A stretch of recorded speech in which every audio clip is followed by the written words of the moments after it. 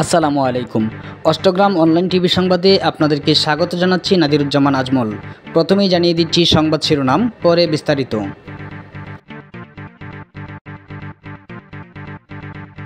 অষ্টগ্রামে আওয়ামী লীগ সভাপতি, সাধারণ সম্পাদক সহ 124 জন আওয়ামী লীগ নেতাকর্মীর নামে মামলা দায়ের করা হয়েছে।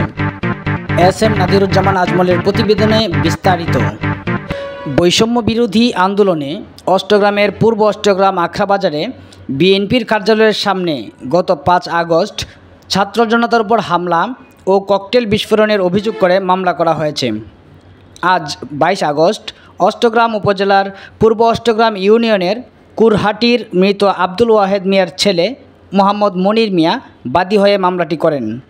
মামলার এজাহারে উপজেলা আওয়ামী লীগ সভাপতি মোহাম্মদ ফজলুল হক হায়দারি, সাধারণ সম্পাদক শহীদুল ইসলাম জেমস সহ সহযোগী সংগঠনের মোট 124 জনকে আসামি করে মামলা করা হয়েছে, যাহার নাম্বার 9 তারিখ 22/8/2024।